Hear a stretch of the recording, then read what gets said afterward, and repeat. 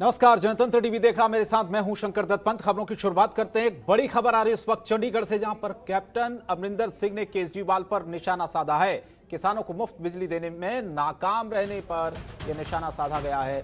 कहा कि दिल्ली की बिजली दरों के ढांचे को संगठित लूट बताया, तो सीधे सीधे निशाना साधा है कैप्टन अमरिंदर सिंह ने दिल्ली के मुख्यमंत्री पर। कहा कि बड़ी कंपनियों की जेब भरने के लिए संगठित लूट इसे बताया है। बिजली की दरों को कम करने के तरीके को दिल्ली के नागरिक बिजली के लिए औसतन अधिक कीमत कर रहे हैं अदा, ये भी कैप्टन अमरिंदर सिंह ने कहा है। इसके अलावा उन्होंने कहा पंजाब में मुफ्त बिजली देने के झूठे वादे को लेकर केजरीवाल की आलोचना उन्होंने की है। तो कहा है कि केजरीवाल सरकार सभी मोर्चों पर विफल रही है।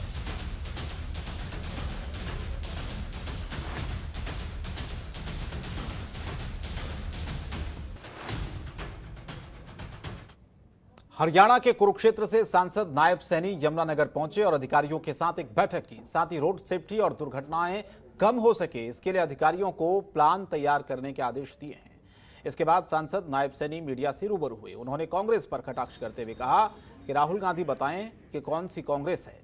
यहाँ कई लोग कांग्रेसी हैं और कई कांग्रेसी ग्रुप भी हैं, जिसमें रणदीप सुरजेवाला का ग्रुप, भूपेंद्र सिंह हुड्डा का ग्रुप, कैप्टन यादव का ग्रुप और साथ ही साथ प्रियंका गांधी का ग्रुप, सोनिया गांधी का ग्रुप। इससे कांग्रेस पार्टी अपनी पार्टी को संभाले। साथ ही उन्होंने कांग्रेस को दलित विरोधी पार्टी भी बताया।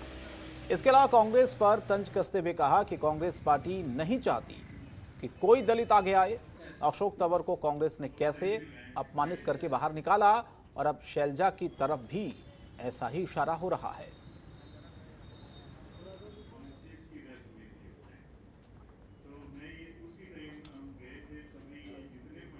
आज गृह मंत्री हरिद्वार जा रहे थे, उनको भी रोकना। तो राहुल गांधी साहब बताएंगे किसकी कांग्रेस है, ये राहुल गांधी की है, किसकी कांग्रेस है, ये तो पता नहीं कांग्रेस में चलता है। यहाँ तो कई लोगों की कांग्रेस है, कहीं रणदीप सुरजेवाला की कांग्रेस है, कहीं पर भूपेंद्र हुड्डा की कांग्रेस है और कहीं पर और वो कैप्टन यादव है उसकी कांग्रेस है।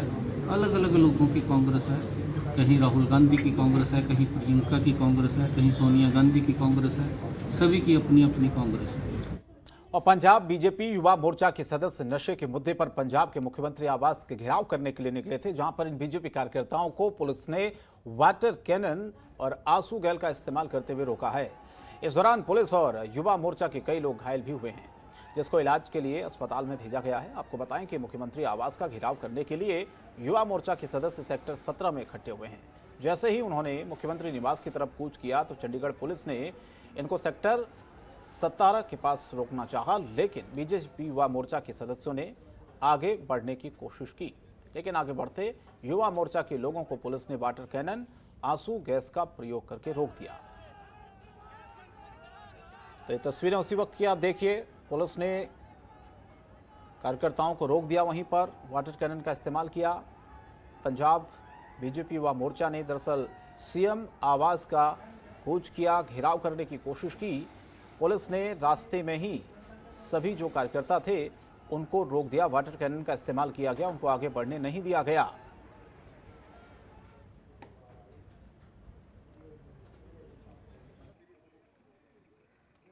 ਅੱਜ ਭਾਰਤੀ ਜਨਤਾ ਪਾਰਟੀ ਯੁਵਾ ਮੋਰਚਾ ਵੱਲੋਂ ਪੰਜਾਬ ਸਰਕਾਰ ਤੇ ਖਾਸ ਤੌਰ ਤੇ ਕੈਪਟਨ ਸਰਕਾਰ ਦੇ ਖਿਲਾਫ ਜੋ ਇੱਥੇ ਨਸ਼ਿਆਂ ਦੀ ਤਸਕਰੀ ਚੱਲ ਰਹੀ ਹੈ, ਜੋ ਡਰੱਗਸ ਮਾਫੀਆ ਕੰਮ ਕਰ ਰਹੇ ਹੈ, ਜੋ ਬਿਜਲੀ ਦੇ ਰੇਟਾਂ 'ਚ बढ़ोतरी ਹੋ ਰਹੀ ਹੈ, ਉਹਦੇ ਖਿਲਾਫ ਰੋਸ ਪ੍ਰਦਰਸ਼ਨ ਕੀਤਾ ਔਰ ਪੂਰੇ ਪੰਜਾਬ ਦੇ ਵਿੱਚੋਂ ਯੁਵਾ ਮੋਰਚਾ ਦੇ ਸਾਡੇ ਸਾਥੀ ਚੰਡੀਗੜ੍ਹ ਪਹੁੰਚੇ ਹੈ। ਅਸੀਂ ਬਹੁਤ ਹੀ ਸ਼ਾਂਤੀਪੂਰਵਕ ਜਿਹੜਾ ਹੈ ਪ੍ਰਦਰਸ਼ਨ ਕਰ ਰਹੇ ਸੀ, ਰੋਸ ਮਾਰਚ ਕਰ ਰਹੇ ਸੀ, ਪਰ ਰਸਤੇ ਦੇ ਵਿੱਚ ਪੁਲਿਸ ਨੇ ਸਾਡੇ ਤੇ ਬੜਾ ਜ਼ੁਲਮ ਕੀਤਾ, ਤਸ਼ੱਦਦ ਕੀਤਾ। ਨੌਜਵਾਨਾਂ ਦੇ ਉੱਤੇ ਲਾਠੀਆਂ ਚਾਰਜ ਕੀਤੀਆਂ, ਆਸ਼ੂ ਗੈਸ ਦੇ ਗੋਲੇ ਛੱਡੇ, ਪਾਣੀ ਦੇ ਬੁਛਾਰਾਂ ਮਾਰੀਆਂ। बहुत ही साढ़े साथी जिन्हें जख्मी हो गए, कईयों को गिरफ्तार भी किया गया। हरियाणा के गृह मंत्री अनिल विज को आज कुछ किसानों ने यमुनानगर के थाना छप्पर में काले झंडे दिखाए। गृह मंत्री अनिल विज अंबाला से हरिद्वार जा रहे थे। इसकी सूचना जब किसानों को मिली तो किसान नेता मनदीप अपने कुछ साथियों के साथ हाईवे किनारे थाना छप्पर पहुंच गए, जिस पर पहले से तैनात पुलिस के सुरक्षा कर्मचारियों ने अनिल विज के काफिले के आने से पहले किसान नेता को पीछे धकेलना शुरू कर दिया। जैसे ही गृहमंत्री का काफिला वहां से गुजरा, किसान नेता ने गृहमंत्री के काफिले को काला झंडा दिखाते हुए अपना गुस्सा जाहिर किया।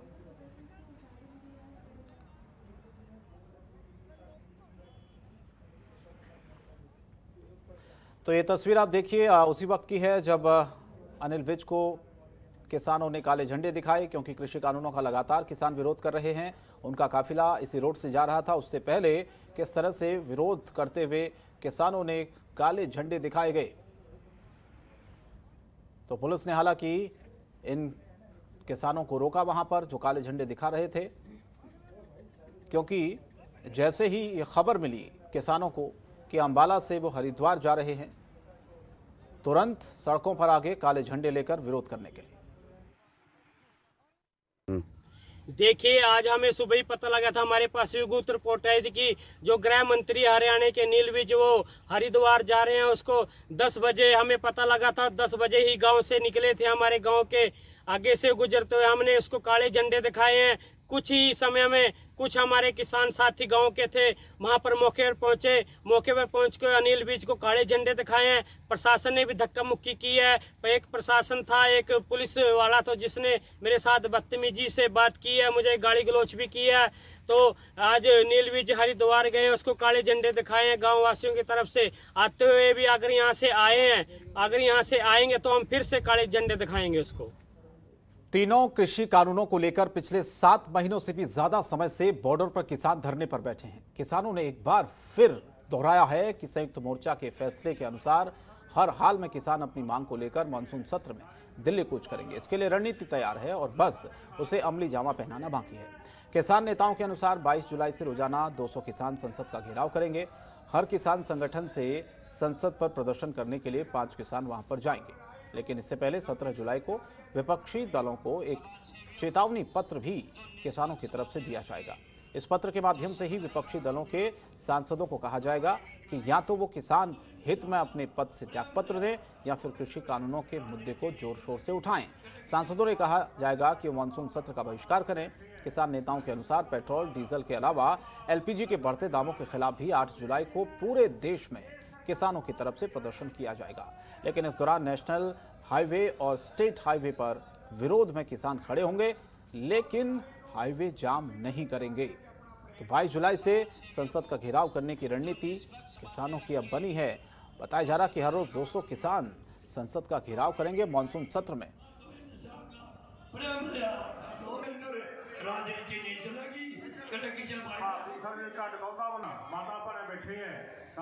ये आंदोलन तो कंटिन्यूसली जब तक तीनों कानून वापस नहीं होते, एमएसपी का कानून नहीं बनता, ये जारी रहेगा। लेकिन हमने तय किया है, अभी मानसून सेशन है पार्लियामेंट का शुरू होने वाला। 17 तारीख को सारे देश में जितने अपोजिशन पार्टीज़ के एमपीज़ हैं उनको एक चेतावनी पत्र दे रहे हैं और उनको कहेंगे कि जब पार्लियामेंट सेशन चलेगा आप किसान आंदोलन की बात वहाँ कंटिन्यूसली उठाएंगे। अगर सरकार आपको कोई ऐसा मौका दे, वॉकआउट कोई नहीं करेगा, क्योंकि वॉकआउट करने के बाद सरकार को मौका मिल जाता है, वो खुला मिल जाता है समय जो मर्जी करती रहे। ये हम उनको कहेंगे ऐसा मौका सरकार को मत दी। बहादुरगढ़ में शहीद स्मारक के अधूरे निर्माण का उद्घाटन किया जाना इन दिनों क्षेत्र में चर्चा का विषय बना हुआ है। इसी को लेकर लोगों में गुस्सा है। शहीद स्मारक का उद्घाटन नगर परिषद बहादुरगढ़ की निवर्तमान चेयरपर्सन शीला राठी ने अपना कार्यकाल समाप्त होने के एक दिन पहले ही किया था। लेकिन आरोप है कि शहीद स्मारक का काम अधूरा था, लेकिन उसके बावजूद भी स्मारक का उद्घाटन कर दिया गया। इसी को लेकर सोमवार को इनेलो की युवा इकाई को कार्यकर्ता बफर गए। उन्होंने शहीद स्मारक के बाहर न सिर्फ धरना दिया बल्कि सरकार के खिलाफ जमकर नारेबाजी भी की। आक्रोशित कार्यकर्ताओं का नेतृत्व इनेलो नेता कपूर सिंह राठी ने किया है। इस दौरान शासन और प्रशासन को चेतावनी दी गई कि अगर 26 जुलाई तक शहीद स्मारक के अधूरे काम को पूरा नहीं कराया गया तो एक बार फिर से इनेलो शहीद स्मारक के बाहर प्रदर्शन करेगी।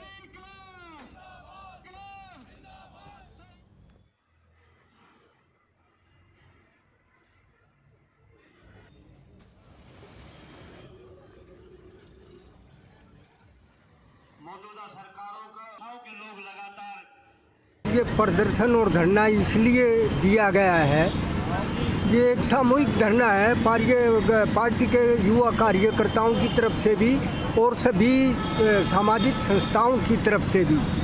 ये शहीदी स्थल पे जो है यहाँ ये काम तो पूरा हुआ नहीं और उद्घाटन का पत्थर लगा दिया है और ये काम शुरू हुआ था इन्होंने 2018 में किया था। 10 लाख रुपए की ग्रांट भी दी थी और सैनिक जो कारगिल युद्ध में हमारे सैनिक शहीद हुए थे उनके नाम भी यहाँ अंकित थे पत्थर पर। इन लोगों ने जान पूछ के उनके नामों को भी हटा। खबरों के निष्पक्ष विश्लेषण के लिए सब्सक्राइब करें Jantantra TV and press the bell icon. Never miss any update.